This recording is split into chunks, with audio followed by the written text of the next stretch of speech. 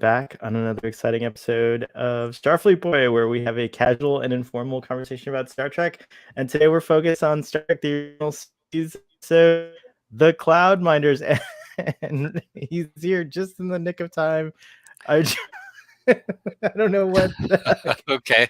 but I love it. I think I know what it See is. my whole outfit here. His Droxine. I'm Or are Brozine, you- Droxine's cousin. Oh. What's up, Oh, bro? I see it broke. See, I broke. What's up down there, bro? Oh my goodness, I don't know what to say. I don't know what to say. Don't be sniffing that dust down there, bro. Makes you dumb. Sounds like you might have had some. A little bit. A little bit goes a long way, bro. We're joined by our fabulous panel. We return after a 3-week hiatus. I'm so happy to be back, and we're on the final stretch. We continue. I protracted the final stretch, I must admit. I just don't want to say goodbye to TOS just yet. Yeah. But only 3 more after today, so I we're know getting it's Yeah. crazy. near the It's very actually- end. We would have been, as Father pointed out in the before chat, we would have been right at the end right now. So we would have been like totally done with TOS today. So Yeah, sorry, that was guys. my calculations I made months ago. I was like, we'll finish on 4th of July weekend. Yeah. It's But been a long I knew time. there were likely going to be delays. So When did you start? When did you start? It was Like 1972. it was 2020, right? 2020. I haven't. Yeah. Well, how many weeks ago? How many episodes total are there in the original? 80? Are there 80 total, 69? Counting the including the cage? Yeah, but you did the menagerie as one. Oh yeah. So 79, roughly, yeah. but like roughly, we can say like maybe 75 weeks worth of Right. stuff, right? So There were a few weeks off for I'm whatever gonna mute reasons myself here and to there. not trigger anyone else's device. I've been scolded for saying the hey, you know who. So hold on one second. When he's talking to his I computer. see. Yes, right. It's not today. Damn it! Hold on. What are you trying to do? It was Saturday, the 23rd of January, 2021. So around January of 2021, I may Yeah. have started. It was in 2020 when you started, but Oh, okay. So maybe December-ish. Or yeah, I'll have to go and look. We have a record online, so that's pretty cool. But anyways, thank you, gentlemen, for joining me. There's Fathery, there's our friend Brooksine, who's Ruben, and the sub commander has decloaked today, so I'm very excited. Joel in the audience says, "Have fun, guys. Alas, I have to be away. Please figure out where they keep the kid who holds up the floating cities." If we were on schedule, actually, this would have lined up perfectly with Strange New where- Worlds yeah, episode Liftus where 6. suffering cannot reach, right? Is that what it's called? Which is very similar. I would say, would you guys say it's kind of like a retelling of this, but just a different? It's they don't another cloud city. I mean, I've seen a few cloud cities pop up in my science fiction over the decades. Bespin much? Yeah. True. I mean, they would literally take the name Cloud City, right? Like they say Kirk says Cloud City in the beginning of this one, so yeah. Yeah, Empire Strikes Back got that idea from this episode. For this episode. Yeah. It's the exact same terminology. Shut up and dig is here in the audience and says hello. Hi.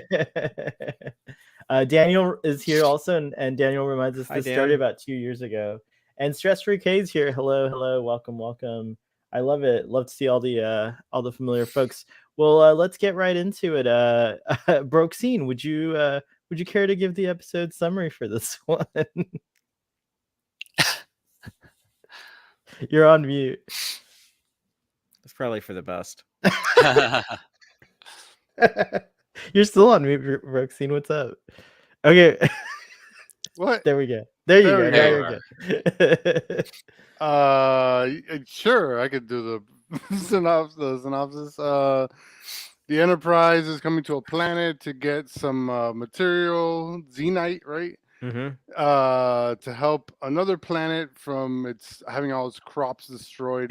It protects against like plant fungus or something like that, right? Yeah. Something like Right, that. yeah, some sort of plant plague that's going to happen on this other planet. So they come to I forget the name of the planet, but Stratos is the Ardana. is the name of the Ardana Yeah. is the name of the Stratos is the name of the floating city. Right. Bespin, the Bespin of this this story. Like that ancillary character in He-Man, if you remember Stratos, who was well, I don't know if you did. You guys ever watch that cartoon? I did. Yeah, yeah, Yes. yeah. Stratos, and he Yeah. was like a flying dude. Yeah. Yeah, He had yeah. feathers and stuff. Anyway. Yeah, I mean they were pulling He-Man characters out of every every crevice, so I wouldn't be surprised. So apparently, this planet Stratos, this city Stratos, is really awesome and advanced, and like a modern art museum in the sky. And beneath, it's a kind of reminded me of Metropolis, the movie Metropolis from Fritz Lang. Good. Yeah. You know, beneath you have the troglodytes, not the troglodytes, the troglodytes, who mine the Xenite, but are otherwise just kind of like mindless miners. What is it? We meet what the fuck was his name? Placis. Placis. The advisor. Right. Yeah. Wait, did you watch this episode today? I'll help you if you need. I did watch the episode today. I'm just Okay. terrible at giving a synopsis. That's why I never do it. No, you're pretty good. Usually you're good. I'm sorry. I didn't mean, and you're good now. I didn't mean to be all like parenty and say do the synopsis and then interrupt you constantly. I apologize. Go on. There's another way it goes anyway. What else? Where was I? Yeah, so they meet the advisor. They meet the advisor. The advisor's daughter too, who Spock totally throws some major game at her with the with the line, "Oh, I've never met a Vulcan. I've never met a work of art." That was a really good line actually. Spock game is at level 10. Yeah. Yeah. So then, at the same time, they find a piece of art destroyed, right, by like some disruptors. The cavern implement. The weird cavern implement thing. It does not look practical to me, but that's another conversation for another day. Yeah, and the disruptors. Well, that Xenite seems to crumble really easily, so I think that you just use that to like, chip away. I just feel like from a design point of view, like you're losing force by the way you have to grab it. You know. I mean, Kirk's filter mask didn't look perfect either, but the prop department did the best they could with the schedule and budget they were given. Candies in each little thing. I'll interrupt your summary again just to give a kudos to the props department because it did fit that like design element that you saw in Stratos. It had that like kind of more form than function feel to it. Like so it looks like it kind of fits with how the people would. Yeah, I guess if they're making the equipment for these like people, a gold, like it just had a design to it. Like it was looks not to me like the Tholian ships, a little bit like with the handle on it. So or the way to they eat took the bottle. Yeah, that's right. Right on. It's kind of like how that thing in the empath looks like a giant agonizer. Right. It's like, are they just like reusing like the same designs that like Matt Jeffries left laying around the office? Right. I skipped over the fight scene that Kirk, Spock, and have with the disruptors before they get to the city, or with the miners rather. Well, yeah, with the miners who turn out to be the disruptors. And then one of those people turns out to be like an infiltrator in the city, who then gets tortured and heavily interrogated, let's say. Like waterboarding, like Guantanamo level stuff. Yeah. I mean, it's some pretty sci-fi craziness going on there with the lights and I like that feature with the lights. I think they just took like a light fixture of some kind and turned it into a torture device, and I like that. It was pretty cool. Like I don't know what that thing was, but it had those like lights on the curvature part of it, and I don't know, it was interesting. It was very interesting. But yeah, Kirk and Spock totally object because they're like, "Yo, I thought you're a Federation planet. What are you doing?" No more summaries. That was one of my favorite moments too, because it's like the battle of ideologies. Yeah. Like, you need something from us. Don't question how you're getting it, or you just won't get it. It also shows, I think, and we'll talk about this more in the discussion because I actually did have a prompt for it, but it talks about how the Federation is not quite perfect, and it makes like decisions based on need sometimes, and maybe doesn't look as closely as they should to the societies that they are welcoming into the Federation. So yeah, pretty interesting stuff. But yeah, so the guy finally says like, oh yeah, okay, fine, you go back to your ship, we'll do what we have to, like, and then he actually even says later, we'll kill every troglodyte if we have to get that Xenite. Like, he's terrible. He's like, well, yeah, and it's completely illogical too, because then if you kill them all, who's gonna get more Xenite? Yeah, well, Can't kill them all. Yeah, I mean, gotta kill them all. You're kind of defeating yourself if you do that. Then you're gonna have to start digging, son. But anyways, yeah, Kirk and or Spock and what was the daughter's name? Droxine. Oh my god, sounds like a you medication. based your name on my it. sister. I can't believe I forgot. Yeah, your cousin. Yeah, we're making Ruben more we're making Ruben more nervous. I'm an infiltrator. I kind of feel like you're committed. You have to finish your summary. And I like the gas. You see what I'm saying? I like the gas. Yeah, even in the gas. Where were we? So Ruben, tag out with me, and then I'll finish Father's the gonna finish it for you. Go do it. You gotta tag hands with me. I don't remember. Yeah, but you got the hand. Look, what, Father's trying to do a tag. You got tag hand. No, the other side. Right. Boom. Okay. All right. So Dr. McCoy figures out, these troglodytes, their brains are dumb from the exposure to the gas. They come up with like this filter mask, like, this will like calm down the disruptors. Maybe people will chill out on this planet. We can settle some of the disputes. The High Advisor doesn't want to hear it, though. He's all this weird supremacist, like, my ancestors are so divine and so intelligent, and these people are just worthless, basically, mules. They just go and like do all the work, and we have all the cool art and everything.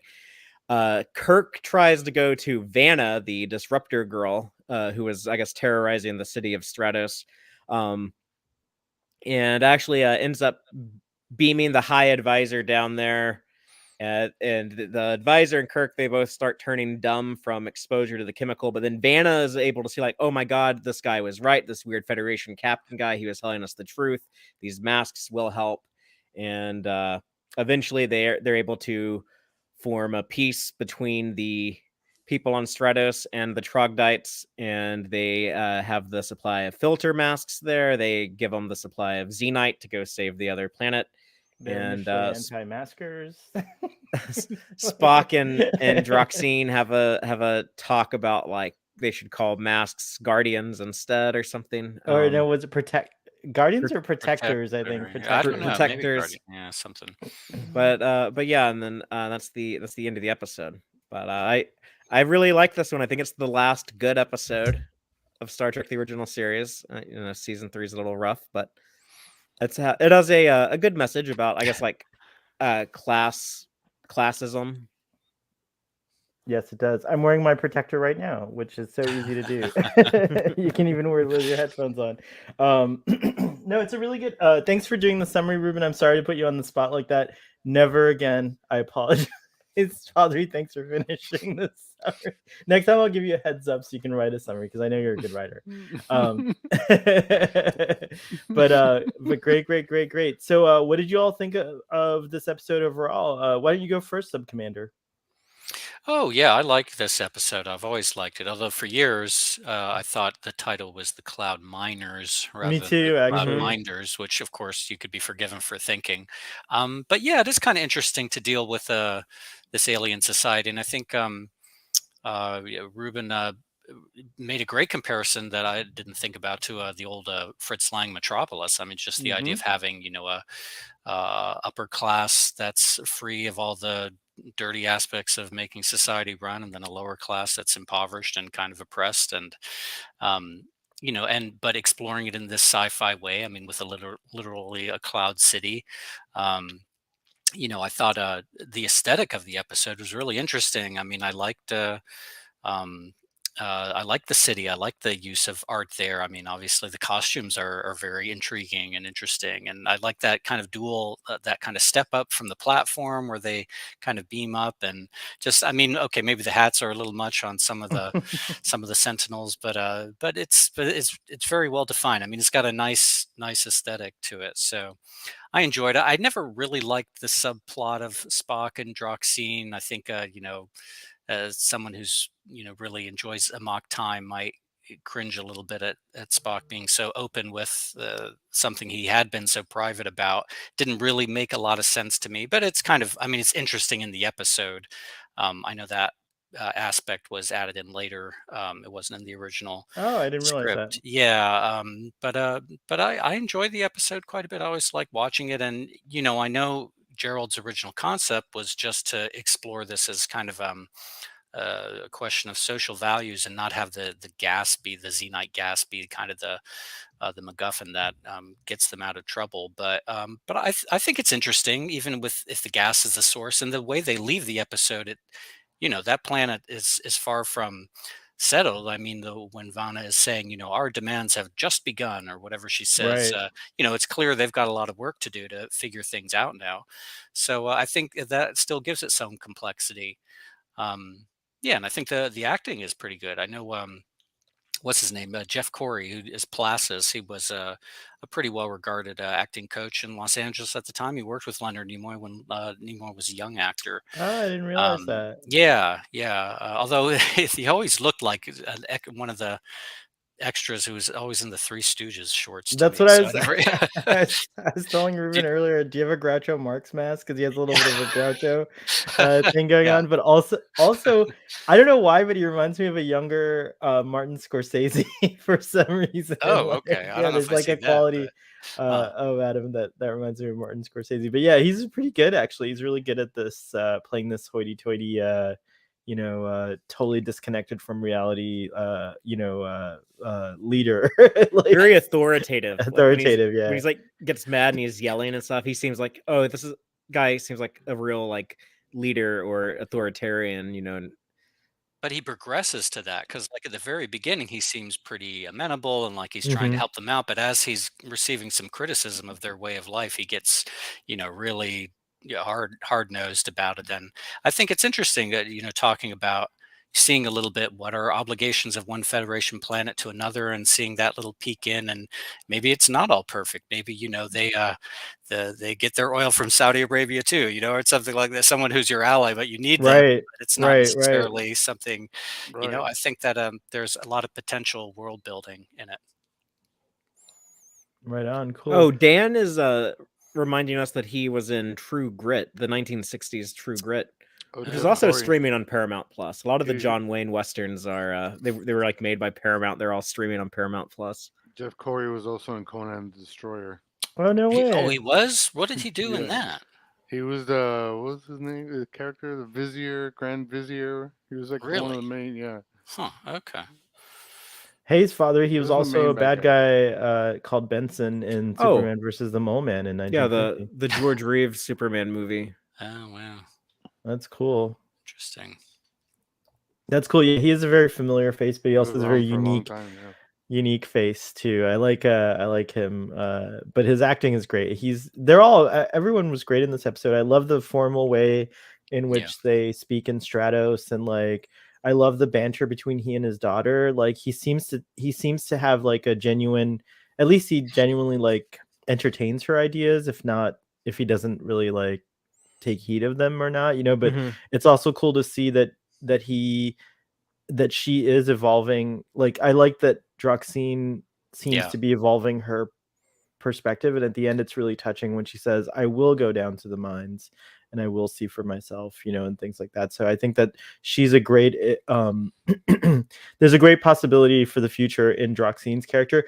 I 100% wish we'd come back to this world. I hope we do come back to it someday. They were going to an Enterprise if there had been a 5th season. Manny Koto said that he knew that a season 5 would be a long shot, but this was on the board of ideas for season 5. It would have been to visit Stratos.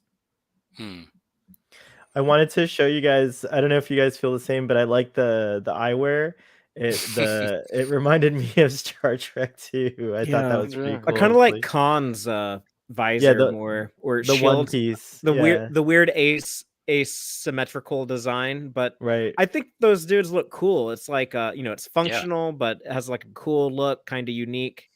It's Yeah. interesting that they would recognize protecting their eye. Like it was cool, kind of like that Kirk kept reminding her and them, like, they would recognize they use things to protect their eyes, for example, but they were like opposed to protecting themselves from the gases. Like, it was interesting to Well, see they how didn't much. know. It was They No, didn't that's what I'm saying. believe It it. was, gas. They they didn't thought it was believe a it. trick or a baloney. Yeah, they didn't believe him. Yeah. It was interesting to see the effects of the gas and how it like actually like hinders you and like makes you less capable of like rational thought and like kind of brings out the aggressive Or doing tend synopsis. yeah, like we're doing synopses. But it brings out the aggressive kind of tendencies as well. They were very aggressive. I thought it was very well kind of done in that sense. Like you see that they are more aggressive, and you kind of empathize a little bit with the cloud city dwellers of Ardana, Stratos. What were they? They're like the troglodytes, and then did they have a name for the people in Stratos? Stratites, I guess, would be. Stratos city dwellers is Yeah, what they or say, but they it doesn't do. roll off We'll the call them tongue. That's what they call themselves, Stratites for sure. But I had you have a little empathy for them because just a little bit for a second, because you're like, oh yeah, these guys are really like combative and like aggressive. So like maybe there is a difference. But Yeah, then they're terrorists in like the textbook definition. Like they're committing acts of terrorism. They have a political ideology that they're trying to disrupt society so that people will hear their message. and But how Daniel can they points out. share what they do not Well, understand? terrorists depends on your point of view. They're terrorists to Stratos. They're rebels to themselves. Yeah, True, and true. I'm on the side of the troglodytes. As a kid, I always thought that Droxine was very beautiful. That was the character I had a crush on in this episode. But when I watch it now as an adult, I'm like more into Vanna because I just like her politics. She's the gal who'd be like trying to set police stations on fire if she was in 21st century America. Like she's the proactive revolutionary type. So yeah, I think that's cool. And the larger story about like these people that are being exploited, I don't know if it needs the gas as the reason why people look down upon them or thought they were like less capable. I'm almost curious if what would David Gerald's original vision have been with that part removed and just the more realistic version of the class struggle being represented. I kind of like that they added that because just mining is like a huge part of like resource production and refinement and stuff like that, which is something that's still around today. And although mining practices have gotten safer, you do see over and over stories of miners who live with cancers of all kinds and like are Well, exposed somebody in chat mentioned the modern comparison, Flint, Michigan. oh yeah, this is like with lead in the water, Hmm. literally making people dumber. Yeah. Poisoning their brains. And like for how do we all not time. learn about this from the fall Yeah, of that's the been Roman happening Empire? since the 60s and before. So Yeah. it But kind of plays into that, like the aristocrats would just dump their crap and don't care about the yeah. consequences. Yeah. Kind of the I felt like a corporations. direct comparison to lead in the water, like Flint, Michigan, where the children of poorer families had lead filled in the water pipes. Yeah, it's true. And then Daniel also points out this is a great allegory for the disconnect between the aristocratic people in charge and the working class, especially relevant today. Actually feels very, I think when I was growing up, I might have thought that the depiction of both was hyperbolic, but nowadays I'm starting to see that these kind of extreme like viewpoints are actually not that hyperbolic anymore, and it makes me really sad that society seems to dwell on these two extremes, and just doesn't seem to find a way to come together. Like it's crazy. The haves and the have-nots. Yeah, and it's also the haves blaming the have-nots. Like that's like ridiculous, like And, it's like and just from the, I guess the like the labor perspective, I like the notion of well, the working class, they have the proximity to the means of production. Like they're the ones that can actually bring society to a halt if they organize and make demands. And it's kind of a thing like we're seeing now. We're in kind of the middle of like a new labor movement with all the stories you hear about places like Starbucks or Amazon or Apple, and it's I think there's a lot of stuff to be kind of depressed and pessimistic about, but when I see stuff like that, I kind of get a little bit of hope and optimism. Mm-hmm. Very cool. Ruben, overall, I don't think we got to you yet about this episode. Did you have like any overall like statements to make about it? Other than your summary, which was beautiful until it was not.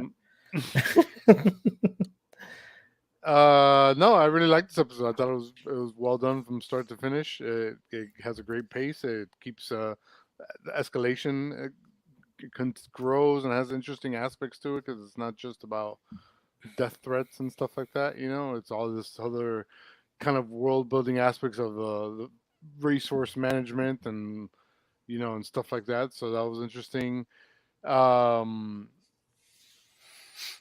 Floating cities are always fucking cool. So there's my one. Floating cities are always cool. So, and again, Metropolis is one of my favorite movies. So anything that reminds me of Metropolis is always going to be good. Yeah, I do know you like Metropolis a lot ever since we were kids. Yeah, You've been obsessed with it. that movie. So, and I'm obsessed with an idea that I've always had regarding Star Trek and Metropolis. And I forgot that this episode kind of does it in a way. And does it well. I mean, it's really, really well done episode. I like the little touch ups with the new digital versions and the planets, and the city looks great. The acting's great. The Spock hots for storylines just a little bit kind of non-starters, just there just to fill a little bit of time, but it's done well, so it doesn't bother me. And the solution's a little insane because Kirk takes a huge risk, gets everybody high as hell, basically, and says, "Let's hope they all realize that this stuff is not good." He actually kind of fails, right? Because Vanna has to ask the Enterprise for help. I mean, well, like some commander said too, this is like the first drop in the pond for bucket, these people. Yeah, this is like gonna ripple out, and now the transition is always the ugliest part. Transitioning to a better culture and trying to figure out better ways to do things. I mean, we're sort of in that right now, which is another interesting kind of modern correlation to this episode. And the mask thing was funny too to me, where I was like, oh, look at these people, they don't want to wear masks. Like, come on, man, it's just a mask. Well, I hope in the transition to the new society they create on Ardana that Droxine is able to get a couple hamburgers in her, because if she goes down to like do some mining to see what that's like, those arms are like twigs and they're just gonna snap. I mean, well, yeah, same for the dad when he goes down there. Like, that guy's never done a day of hard labor in his life. Yeah, he's gonna like snap an arm just trying to dig anything. Very, very privileged people. The whole idea is that the Stratus dwellers, the city dwellers of Stratus, have I think the sell is that they've created a life of pure intellectual and artistic pursuit. And I do think that the episode did a beautiful job of conveying that. I don't know where they filmed the interiors for Stratos, but it seems like some kind of like fancy mansion or something like that. And they just like were able to like superimpose like that red sky or whatever in the background. But it's very cool, mid-century modern aesthetic, and like I think it's neat. I mean, obviously that's pretty much what the aesthetic was at the actual time. And strong design work. Yeah, totally. And then also just like I told about this earlier, but I'm struck by the costuming, not just Droxine's costume, but all the costumes. The miners had really cool costumes, as we saw earlier. Like the minister, or what's he called, The High what's his Advisor. title? The High Advisor. He's got a really cool design too. Like in the front, it looks kind of plain, but if you look on the back, there's like a V-neck that it's like the opposite. It goes in the back instead of the front and stuff, and it has like a lot of layers to it and complexity. And of course, the soldiers, which I totally want to cosplay. I wish I could go to Las Vegas with you, Father, because maybe we could have cosplayed as like They're those. barely- Oh, that would be those awesome. guards. That would be They're awesome. barely on the Enterprise in the whole episode. What's Yeah. the costume designer? The Tice Thice. How do you say his name? I've heard Tice, but I don't know. But Tice, I think, William yeah. Ware Tice. Yeah. This is like the the- opposite of a bottle episode. What's the Tice theory of Oh yeah. the more a piece of wardrobe looks like it could fall off and reveal something at any moment, like the more it looks like that, the sexier it is to the audience. Like the Droxine wardrobe, I think definitely applies to that theory. Yeah, but it Could you also. imagine this in the '60s too? Like parents was like, Well, "Kinda, this I porno wonder with what the reaction was. Yeah, actually, because it's quite provocative, but I also think it's very powerful and like Nobody's elegant watching too. the It's just show. very at that elegant. point. when she walks, the way it flows, like it's very yeah, elegant. it's like dress. it looks like something you would see on the runway today, like in a couture type of setting or whatever. It's a really gorgeous design. But again, like I said, all the costumes were great. Hers was stellar. Of course, it shone literally like it sparkled. But And those details, they really matter. I mean, they really do add up to making you feel like you're in a world. I mean, even like the language of, you don't just call them guards, they're sentinels, and it's not Mhm. just terrorists, they're disruptors. Your Mhm. cavern implement, and like everything has like its own sort of Lingo, it makes you feel like vocabulary, this is a real place, like it's got some Mhm. depth to it. Yeah. And we also see things from these new characters' perspectives on occasion. It'll cut away from Spock and Kirk, and we'll actually see like Droxine having a conversation with her dad, or yes, Right. stuff like that. And I think that helps too. they also implemented. I don't think I noticed it often, but I noticed it in this episode, and they implemented some crane shots, which were really nice too. Yeah, There's that like one crane shot was really beautiful where they go around that rock. yeah. Kind of look up. Yeah, that's right. That's right. Yeah, and so like That I mean was it's great. it feels high production, like That's what I'm saying. Like this is the opposite of a bottle episode in season 3 when they were basically doing bottle episodes like every other week. yeah. It seems like they Yeah, they- saved a lot of money because They had to build new sets. to create that whole art museum set, like, oh, make some art, like make some crazy art. Like that's a lot of work going on there. Right. Hey, did this guy survive? Because he seems to be at the end.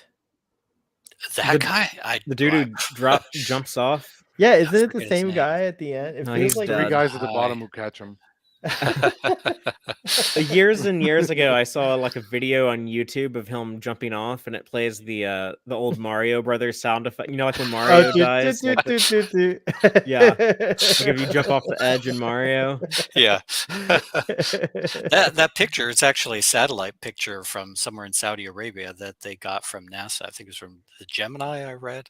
Wait, but But now that was in the original, or I thought these were all Yeah. remastered. Oh, cool. No, okay. they may have done some color correction or whatever, some Oh, tweaking right to on. it. Maybe they added the clouds, but the actual picture is basically identical to the Yeah, I original. think that's what the tweak they added the clouds. I think that's what it was. And it would have been unusual to have a satellite image like that. I mean, for people just to see something like that. So was pretty epic. Which we go to. I guess they made good use of that image because they did this cool montage / like Yeah, the overlay montage scene. is a little weird. I love it. I was love very- the it. internal narration from This- Spock. Yeah, it So was very good. cinematic. It was weird. It was weird, but also cinematic in a way that was. I just like- wonder if that was in the I wasn't script or whether they're 3 minutes short at the end of this episode. And oh God, we need to fill something in It's here. Yeah. strange. somewhere. It was- Why I not don't just know. do it as a log entry? Like that, like Star Trek already has a device for doing this. You would just have science officer's log, stardate, blah blah blah. Like, but it was just weird to do it as an internal monologue instead of a log entry. I have to read it because it's actually really cool, and the fact that Spock narrates it, like, or Leonard Nimoy, I should say, it's like very fitting with like kind of like the artistic pursuits he had. And I wonder if he was already doing his spoken word stuff at the time, or if I wonder if by this time he was already like starting to branch out and do those things, or if maybe this was like an inspiration for it. But Oh, I'm sure he's been doing that all his life. He says this troubled planet is a place of the most violent contrast, and it's true. Those who receive the rewards are totally separated from those who shoulder the burdens. It is not a wise leadership. Here on Stratos, everything is incomparably beautiful and pleasant. The High Advisor's charming daughter Droxine, particularly so. The name Droxine seems appropriate for her. I wonder, can she retain such purity and sweetness of mind and be aware of the life of the people on the surface of the planet? There, the harsh life in the mines is instilling the people with a bitter hatred. The young girl who led the attack against us when we beamed down was filled with the violence of desperation. If the lovely Droxy knew of the young miner's misery, I wonder how the knowledge would affect her. And we do see that play out. So I think that's a pretty cool. I love it. I just loved it. I thought it was so unique in all of Star Trek. I don't think they've ever done anything quite like this. Right. Yeah. So to me, it stood out. But also, it's just beautiful. Like, I wish someone would like print these and put them in a gallery, because to me it's neat, like the overlays, like showing Spock in the city and then Spock in the in the down below, but then showing the contrast of Droxine with the city, and then Vana with the mines down below, and like it was just cool. But then they kind of mess it up with this like weird crotch shot that they did of like Spock and Kirk. But it's still. Did anyone notice in the early in like episode about minute 4:20, 4:30, something like that? Kirk says a line, but his mouth doesn't move. Yeah. Oh, I didn't notice I've that. never noticed that. Yeah, he's like, I forget what the line is, but Kirk's just like, It's just after completely they get still. lassoed at the beginning. yeah, just I think, right after they get lassoed. Yeah. He says a line, his mouth doesn't move. They cut away, they cut back, and then he says a line, but his mouth moves that time. Yeah. There is also They a didn't think scene where anyone they would use notice. Yeah. They use No, a I mean I've freeze- watched this episode 100 times, and today I was like, the hey, first his time mouth you didn't notice. move. There's also a scene where Vanna is kind of like slinking around in the background, like sneaking around, and you can totally see that there's a freeze frame. They like she completely freezes, like from like moving slightly to like and it's because they didn't have enough footage, obviously, so they had to extend it out. To make it better and stuff like that. Yeah, so I noticed maybe that. they were padding this episode. Maybe that is why But they then- added that montage. Another thing, again, I love photography and cinematography, and I think this episode is a superb example of what you can do with like a low budget, just using lighting basically, and like maybe they filmed this again like partly at like I wonder if all of these things were sets or what. I got to look it up. I'm sure that information's readily available on the various Star Trek behind the scenes resources out there, so I got to go look that up. But if any of you guys know in the audience where it was filmed, I'd love to, if it was even filmed on location at like, someone's house. It or was something. just on the sets. their probably normal. just stage 10, just their Man, plans. that's amazing. Great job. Yeah, they Great just job. built They have a all lot of this curtains. Desilu. Whenever you see curtains, it's a set somewhere. They're covering big I mean, gaps in going to someone's plywood. house that back then wasn't really like common. They shot pretty much everything on sets. But it's gorgeous. It's really effective. Backlots. Yeah.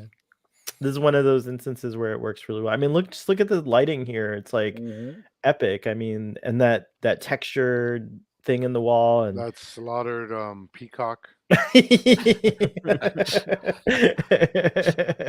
killed it myself, Spock. Don't F around, is what I'm saying. But this is the conversation with Droxine that I find very amusing, where she's like, she can't like contain herself. She's like, so I heard you guys like only mate like every 7 years, and he's like, yeah. And she's like, is there anything that could like disrupt that cycle of her husband? He's like, only astonishing beauty or something like extreme that. feminine beauty is feminine always beauty, disturbing. yeah. But I like that scene because I do like the suggestion that Spock can mate more than, or just Vulcans in general can mate more than once every 7 years if the mood strikes. Well, we've seen Spock mate before. This episode was a big controversy almost immediately after it came out. Our friend Larry Nemechek has pointed out that in some of the earliest fanzines, some people were citing this episode as proof that season 3 of the original series should not be considered. Canon. They wouldn't have said canon back then, but Yeah, should not be considered in continuity because Gene Roddenberry was no longer on the show, and Spock would never hit on Droxine in real Star Trek. So that's fake Star Trek, and it shouldn't count. That's so funny. Yeah, I mean, these conversations just continue. I mean, it's Right.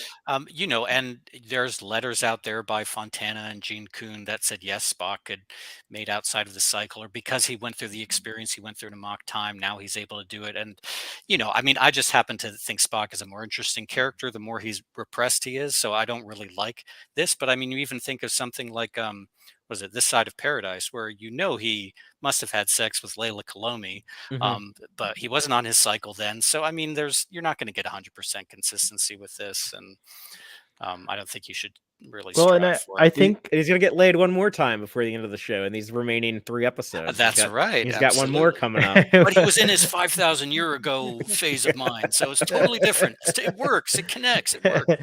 I also think that Spock, there is sufficient evidence, I think, to maybe make the assertion that Spock, later he becomes an ambassador, and there's a degree of polite kind of indulgence that occurs during diplomatic dialogue where maybe he's using this attraction of Droxines to find out more He's about also half human.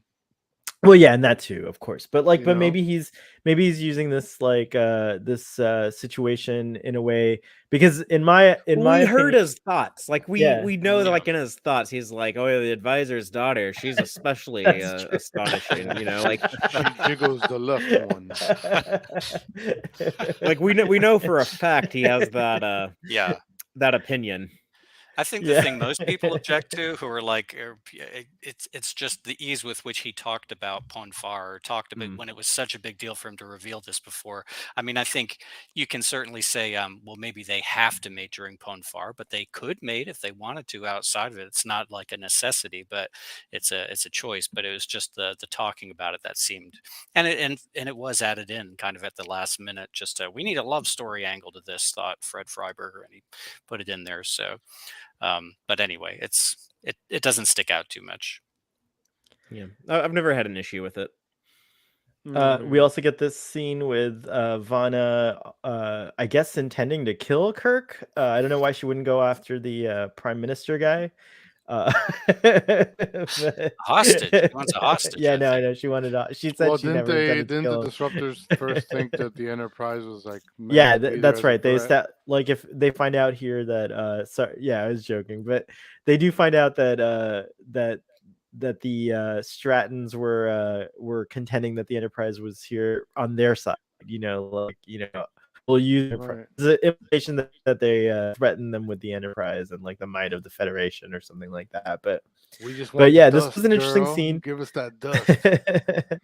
I like the scene a lot because William Shatner, like, this is kind of like there's something about his like way of it's a serious situation. I mean, his life's under threat. He's about to be kidnapped, but he still kind of like tries to be friendly, if that makes any sense. Like, I don't know, he's trying to show her that it's like it's okay, like, I'm not gonna let you hurt me, but I'm also gonna try to like be your friend. I don't know if that makes any sense. Maybe to you make guys. out with you.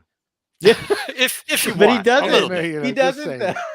I Yeah, love that he the doesn't make option's out. there, There's no is all like. I'm saying. I love that there's no making he's out. There's diffusing none of the that. situation. He's and the fact that he shows he's willing to trust her by saying your word first, and then he's going to let her go. I'll trust you. And he now you lets her trust go. me, which she doesn't. Then she kidnaps him. But I think this is one of those scenes that like I think that can be easily misconstrued. To portray Captain Kirk as being like a womanizer, but I don't think it's true. I think over and over the instances, if you look deeper into like what's going on, like Captain Kirk's always kind of angling to defend his ship or be on the mission, and so sometimes he uses methods that may not be desirable, but they're like what he's good at. Like in a pinch, like that's how his go-to. The pop culture caricature of who Captain Kirk is, or like the right, almost kind of like the parody version, but like Yeah, he's actually like a much more nuanced character, and honestly like a really good performance from William Shatner. I know that there's like this widespread belief a lot of people have of like, oh yeah, like Shatner's such an over actor, like you can't take like that hammy stuff in the original series seriously. But if you go and watch the show, like there's actually some really good performances, and yeah, the character does have a lot more depth than say like the Chris Pine version, or a lot of a lot of the way that the character is parodied or represented in modern pop culture. Yeah. Right on. And then we have the scene. There's that device that I really like. I want to know. I'm gonna dive in a little deeper and find out what they used, or if it was something they just built. It's pretty cool. But of course, this is when Kirk and Spock realize that, oh, these guys are not, they're not like really playing by the Federation handbook. Like, what the heck is going on here? But they're kind of forced into a diplomatic corner and have to go back to the ship. But that's when Dr. McCoy comes up with the information about, like he discovers that the troglodytes were in fact hindered developmentally by these gases. However, the good news is like the less exposure, the brain it's not like a permanent hindrance, like, which is great, but you have to stop exposing yourself to the element to be able to recover. And it's neat to I found this to be a really cool discussion because they go back and forth and they kind of establish these things. I didn't have a chance again to go and research what the current science says, but I love this because there's been on Earth in our history many times where we, when like one group or culture will claim that another group or culture is less evolved or less intelligent, here on Earth. And I love that in science, as far as science is concerned, that's generally not true. Like, all humans have the capability or the capacity for the same, intelligence and so on and so forth. So these are misconceptions that a lot of times, like, fascist leaders or just leaders who are controlling in general will say about another, and it's the whole divide and conquer, like, the portraying someone as the other when they actually aren't the other, or otherism. So I loved there's a lot to pack, but what do you guys think of this whole thing?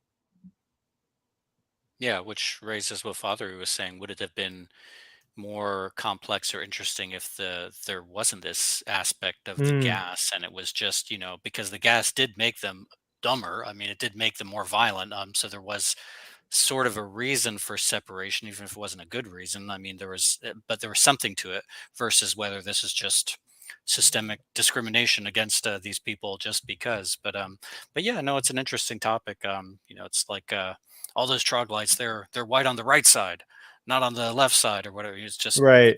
Mm. something more like that. But no, the gas part makes it a little different. So Well, I think the Kirk, do gas what? also maybe. I mean, the gas could be something that maybe even some of the ancestors of the Stratos people knew what it did. You know what I mean? It could be inferred in that way Interesting. because you have to control these troglodytes somehow, and they don't seem to have much of a presence down there. You know what I mean? It seems like they're pretty. It's They're pretty controlled. unsupervised. Yeah, they're very unsupervised. Yet they keep doing this, so it's like it's interesting.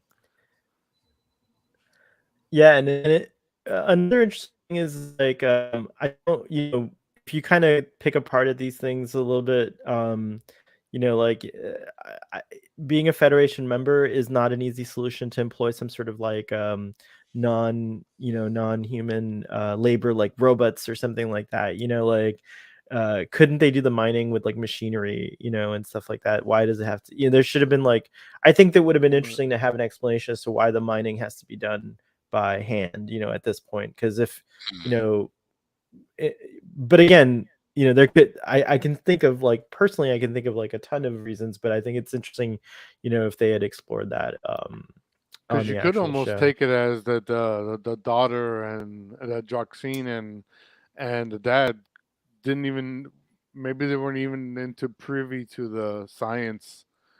Like there could be a whole other section of Stratos where of scientists who like they Mm. know all this. They knew exactly what they were doing Oh, the that's whole time. interesting. That's But this cool. guy's like a politician, and his daughter's just whatever, and so they maybe don't even know, and they're just like clueless to the fact that Yeah.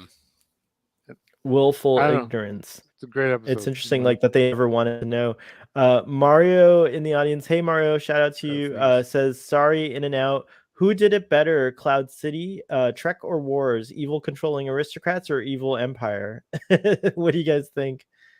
Oh, I think Star Trek had the better story and the more interesting concept, and then Star Wars had the better special effect, which kind of sums Naturally, up yeah. both of those franchises and their relationship to each other. Star Wars also was the whole stories about the evil empire. Kind of, it's everywhere, you know. Whereas Star Trek, this is like, once again just an isolated sort of.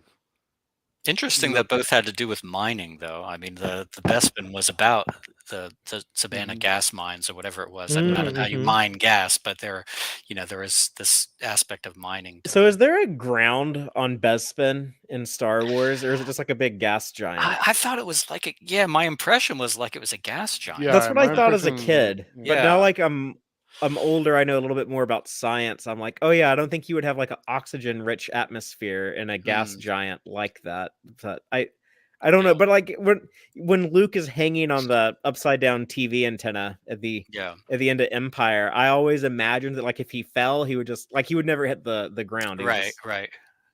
fall forever, I guess. Well, there's Well, probably he some would sort get of crushed core, by the you know? pressure Yeah. eventually, I guess. Right, yeah. Pressure yeah. of whatever's at the center. Yeah. Interesting. I think there is a ground. I think there's like, unfortunately, I think there's what were those guys? The I Have Spoken guys. What are they called?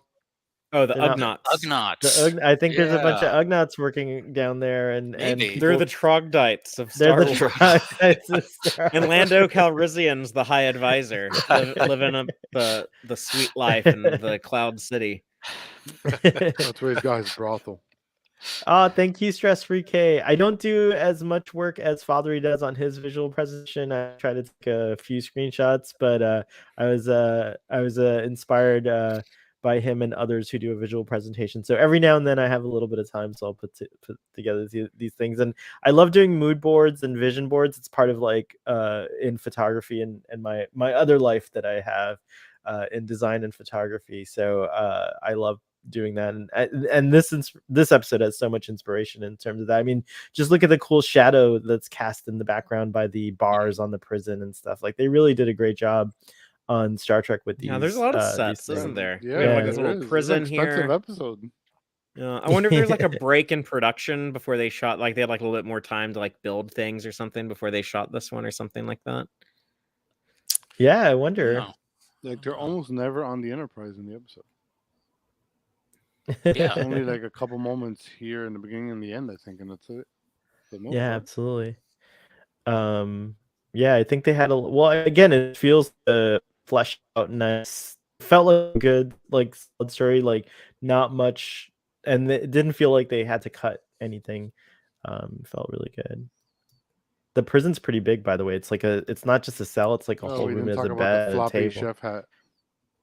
Well, yeah, so I think people are saying that I have to research it, but folks online were saying that it's probably it could be like a fitted bed sheet or something similar, like if they made it custom, but like there's definitely a stuffing inside that gives it that shape, and it does have traditional beret like shapes, militaristic shapes to them. So I like it's like that. in the Sci-Fi Channel Dune miniseries when they gave the Sardaukar soldiers those ridiculous giant berets. Oh If- yeah, that's if right. you take off the hat, the yeah, guy's yeah. hair is just shaped like that. It's shaped like Captain Pike's hair on Strange New Worlds. Nice to see a couple of new folks joining in the chat. Feel free to let us know what you thought of this episode, and if you have any questions for this expert panel here. We watched all of TOS. We're almost finished with it. We have a lot of thoughts, so feel free to ask us in the chat as well. Here we go. So she kind of like agrees with Kirk so that she could break out of prison. She gets to the planet, and then she continues her original plan of keeping him as a hostage, and she makes them she makes Kirk dig by hand. And I like this scene a lot. I thought William Shatner played it really well, but I was a little surprised. I was like, damn, I thought they were gonna be like, like go along with everything. Kirk gave a really good argument about the mask, Yeah. I thought, as well. And but Mhm. no dice. Unfortunately, the gases had already done their worst on these folks, and so they were unreasonable. And Kirk It's gets his very revenge later too. Makes them very dig. pure, very poor mask wearing. Hygiene, yeah, technique. Yeah, that's not gonna cut it. And we No, cut I back didn't to the see ship any where hand sanitizer anywhere. I'm like, this. I like that this mission was clandestine, so they couldn't really do much from the Enterprise, and they established that in a really good way. And also like the waiting for Kirk thing. And I thought that was really well done in this episode. I love Scotty. Scotty, whenever Scotty's on the bridge, he's involved, is always cool to see.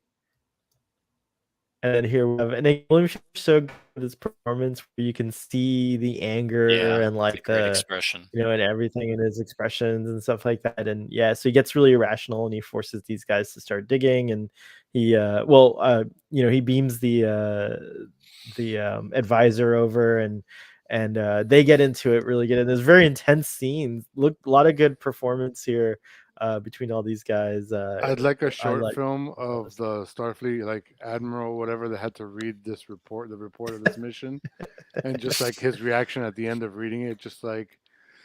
Would it have been would it have been Admiral Comac? or what's his name? Why can't I remember his name? April. Would have been April, Admiral April, Robert or April. Commodore, I guess at this point.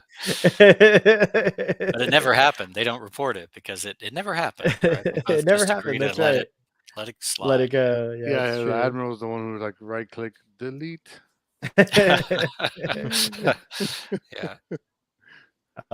Yeah. So they beam. So in the midst of all this, Vana sees the light, and she sees that the effects are actually occurring. She sees the first advisor guy acting dramatically differently, and Kirk too, who she's already seen how he is. And so she puts two and two together. And I like that she calls the Enterprise instead of trying to intervene. Like the usual trope is that Vana would intervene, she'd get shot or caught in the middle or shot or something.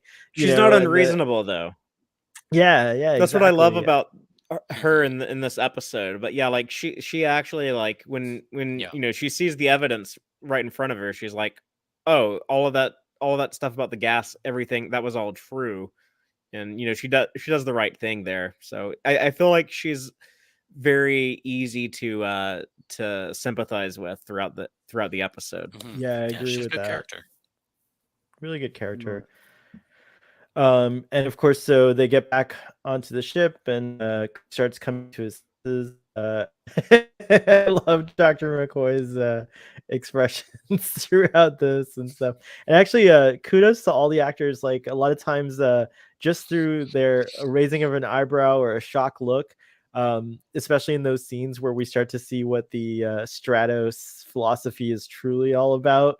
You do see a lot of surprised looks and a lot of like, oh boy, these people are crazy type of looks. And I really love that they were able to implement that. And again, these actors by this point have they really know their characters, and they're just, I think they naturally deliver such a good performance. That's one of the things, like season 3 may fall apart in terms of high production value and perhaps more expansive episodes, but it really excels, in my opinion, in terms of individual and group performances by these actors. Yeah, the performances are still very just casually great, almost every week. Then of course, here's the nice little departing sentiment between Spock and Droxine. And I love this little thing, where she's like, I don't know if I'm ready to leave Stratos behind, but there's definitely work here to be done, and I definitely kind of want to see beyond my little world, which is cool. Spock was like, let me introduce you to a Vulcan tradition known as the Quickie. Jeez. No, Spock was not like that. Maybe. He might have been. Just a little bit. and Kirk's made a new friend in Vanna. I love that. The miniature's still kind of, the leader guy is still kind of grumpy and unreasonable, but he's starting to bend as well. So, all's well in the end, or at least one's all be well. If we did revisit this, what would you like to see as an evolved version of this society? I like an Apple store. Like I would say, everything just looks like an Apple store. What do you I mean by think this revisit this? I Like think in, this like, is a a missed Strange New Worlds opportunity. revisit, you mean? No, I think this is a missed. Unfortunately, I don't think we'll ever. Maybe we could get it in Lower Decks, or even I don't. Not even Picard now. There's no 25th Century show, unfortunately, that's live action at the I mean, moment. You know how they But- just kind of casually showed some Deltons in Picard season 2, that first episode, Stargazer. I feel like they could just casually show something happening Ardannans. on this Yeah, like planet. something Yeah, like just that. like someone's over here for there's some diplomatic conference and we cut to them in the middle Or of something use- here, or something like that. I think they Or should show up use in the Ardana Strange as New a Worlds. reference. They should show up in the Strange New Worlds finale and then be spun off into its own show. Well, they can have Spock visit here in Strange New Worlds, because he says in the episode this is his first time ever coming to Now, Stratos. but it wasn't Kirk's first time. Kirk- There is a Kirk has story what been in- here happens is before. Spock gets blinded, so he technically does come, but he Mm-hmm. doesn't see it. So it doesn't break canon. But I No, don't, but Kirk came to this planet. He said he didn't have time to see it, which is didn't have interesting. time to do sightseeing. Yeah, time to look around. Sightseeing, yeah. So I wonder what that other mission was like. I wonder, and in the beginning, he's a little bit like kind of reluctant to. There's interesting. We didn't really talk about this, but in the beginning, he's just like, yeah, we need this stuff. Like, I'm not even going to beam up to the city. We're just gonna go beam. Yeah, they're in a directly hurry to get it. Yeah, but they're in a hurry. But he has no. He seems to be like, oh, and extend all the diplomatic pleasantries of Uhura. Like he's like, I don't really care about the. There must have. It'd be interesting. There is a story there. He's I a think man there on a might be mission. Well, there you go. Yeah, Yeah, yeah, yeah, exactly. Kirk's gonna be on Strange New Worlds. So you can see that mission. Spin-off series. Well, Yeah, I don't tomorrow know we're talking about we're talking about Strange New Worlds specifically, so we can do some speculating there. But yeah, go ahead, Adam. Oh, I was just going to say, who knows what the future is? Maybe they, after dealing with the masks, there's an exchange program and they learn to live together, or come back in 5 years and 10 billion people have died in this civil war on Ardana as a result of the Federation's interference, or maybe they withdraw from the Federation and like, why are we mining this Xenite? We don't need this. This is just, we're being exploited by the Federation. Let's stop mining this poisonous stuff and just make happy on our own. But yeah, who knows? It could go so many ways. It'd be interesting if they erect another city. Maybe they start that way, where it's like just a lot of times when there's ideological differences, like you establish your own town or your own village. So maybe the troglodytes decide to they're like, oh, those Stratons are too hoity-toity. Let's build another city. Maybe it's not quite maybe it's like a halfway point, even like between the mines and Stratos or something like that. It'd be neat to. I mean, I always imagined they would be kind of like us, where they would build some cities on the ground and then keep mining because they like doing it and it's their job or whatever. But now they don't have to get stoned while doing it. And then they build their own city kind of on the ground level. I wonder if in the shape of marijuana a giant workers glove to catch Stratos in case it falls. I wonder if marijuana harvesters get high just from like the exposure to marijuana. It's like I'm gonna have to look into this now. No, Well, I mean, like No, I know, it's- like cocaine cannabis has processes, to they be have- a cocaine ahead. processes. They have to wear like masks and stuff because if you sniff, if it gets right. into you, With Oh. cannabis, the That's THC a good isn't example. released unless it's been heated to a certain temperature. Temperature. That's right. That's unless you're like true. licking your fingers while you're picking it and shit. Anyways, that was a stupid thought. Sorry, guys. No, but it is true. I mean, for certain types of I put this mining and stuff, shot yeah. in because the remaster doesn't look too far from Strange New Worlds. To me, like we're in this in Strange New World. I just like that the Enterprise leaving a planet and looking so pretty and Yeah. partially Go in the off shadow. to the next adventure next week at a The different next planet. adventure, yeah, Yeah, I love exactly. that. Love that format. Cool discussion. So cloud minders. I guess we're at that point where we can give a rating if we choose to. I choose to give this episode a 9. I really can't find much Oh, he to hates it. dislike about it. I think it's like Why is it a 9? okay, 'Cause fine. he It's a hates it. 10. He hates It's a it. Oh my 10. It's God. a 10. Damn it! It's a 10. I give it a 10. Look, even Father bullies me into giving 10s. No one wants me to give anything but a 10. That's so funny. Or it's just such expected behavior. But no, it's a superb episode. Again, I'm surprised I'd forgotten so much of the wonderful nuance and like the story. Uncle Arthur says this is a 4. 4 Shatner, 2 Phases. What's a Merkin? Oh well. Anyways, what is a Merc? I gotta look. Maybe there's an like after dark. It sounds like an after dark topic. The Trek reviewer in the audience gives this episode a 7, and PJ from Boat Wreck gives this episode a 7.65. Audience, feel free to, whoever's still left in the audience, feel free to chime in about your feelings about this episode. But yeah, I really liked it. It's got a great solid message, a message that's still relevant and that we're still as humans dealing with. And just from a production standpoint, it's a beautiful episode, as I hope we illustrated throughout this presentation. Why don't you go next, Sub Commander? Yeah, I think talking about it, this has gone up in my estimation. I mean, I've always liked this episode, but maybe I never really paid as close attention to just the aesthetic of it.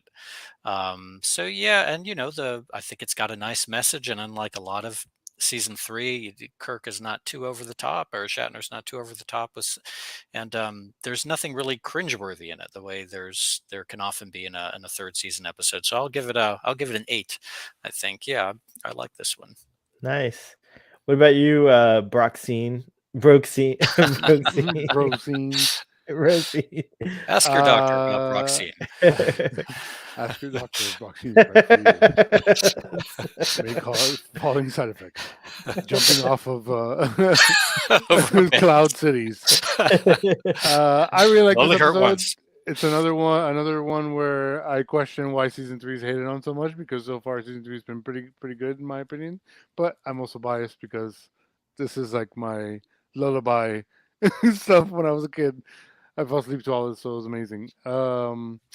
Yeah, but I really like this episode. I think it had a solid pacing throughout it. It had great escalation of the threats. It had a lot of social commentary that's still relevant today, and a lot of in even different ways, because I don't think they were talking about masks mandates or anything like that back then. But that's interesting that it's coming up now. And plagues yeah. also. There's a That's plague right. in this episode as well. There's a lot. It's a hefty episode for a 60s series. And I'm surprised at how non-bottle episode it was for the end of the show, basically, where they were probably like, just like, let's get it done, guys. But they went all out, and I appreciate that. And so, yeah, my excitement for this episode made me run off the edge of a cliff down to the valley below. Nice. Okay. We got Or an the edge 8 of a balcony, I should say. 5 from our friend Jill. Shut up and dig. I'm gonna raise my score to 9.25 for social relevance. Nice. Wow. Wow. Dang, we got it up there. Valerie, what's your absurd score for this 9.25. episode? Yeah, I mean, like I said at the top of the show, I really liked this one. The social commentary is good. The design work is good. I think the characters, the guest stars they bring on are all interesting and pretty compelling. And I think it's a good example of Star Trek, of like the types of stories Star Trek can tell. I think this is a good example of, if you showed this to someone, they'd have like a good a touchstone for what to expect with the show and with the franchise. I can understand why this doesn't make it into like a lot of the top 10 list, best original series episodes. But yeah, I think it's a very solid one, and one that I've always had a lot of appreciation for. Even if I changed my crush from my childhood crush on Droxine to my adult crush on Vanna, but that's also a big part of why I like it. And I would rate this episode 12 hours to get to Merrick 2 out of the finest example of anti-gravity I've ever seen. Did we even talk about the chaotic fight scene in the beginning? Yeah, you did. You brought it up Did in we? your Did we summer. talk about it? Wow, Ruben. No, but I don't think we He's brought it up been enough. breathing is that what I'm saying. xenite gas. I don't think we brought it up enough. Is what I'm saying. It was a pretty good fight scene, That actually. It episode was has it very all. fast. Yeah. It was, yeah, this has it has something for everyone. It's a very good episode. Folks, thank you so much for joining us. We're at the part of the show where we tell everyone where you can find our wonderful guests. Sub Commander, when you decloak, where can you be found? I can be found pretty much just on Twitter at SubCommanderT, and my little parody account is at Mr. Leslie TOS. We're doing for TOS Saturday night. Actually, I'm not sure. They might do the Omega Glory, which they're out of order, but they usually do that one for July 4th weekend. Oh, So right on. don't quote me on that, but I think that's what's exactly that's what's in store tonight. But yep, that's all I got going on. Sweet. Ruben/Broke Scene, where can folks find you these days? At R Martian on Twitter, you'll find I'll post my articles with interviews with film and TV professionals, which I got to start cranking out again because I've had vacation brain. Yeah, you went to the Galapagos. Very cool. That's right. We weren't trying to hold Yeah. off for you, but we ended up waiting for you to come back. That's right. I didn't miss I was Something. holding off. I need to see his Cloud Miner's costume. Damn it. You did deliver quite something. As usual, Ruben, you Yeah, gave us although my- something to remember. Very creative. Yes, it's true. Yeah, for all the $0 I spent for my costumes for the show. I was actually looking love because it. I thought I had something I could make the chef's beret, but I couldn't find it. That's the one I was really going to go for. The chef's beret. But yeah, I at R commissioned Martian on that Twitter, somewhere. I will be posting articles and interviews and whatever else I think about there. And my Saturday night will be filled with Dungeons and Dragons when my campaign is coming to an end. Ooh. Nice. 2.5 years. Good Lord. Wow. Wow, very nice. Very And I'm nice. planning to kill everybody. Don't tell my players. Everyone, dang, it's like that's a way to end a campaign. Everyone, don't tell my players. I hope they don't watch. They'll be ready for you. Oh, cool. Our friend Evan Rocha is in the audience too. He says, "Sup, y'all? Yo, Evan, nice to see you." Hi. Long time no see. Yeah, Evan. I do still talk to Evan offline, but he hasn't been in the Starfleet Boy universe in a bit, so we got to get him back on.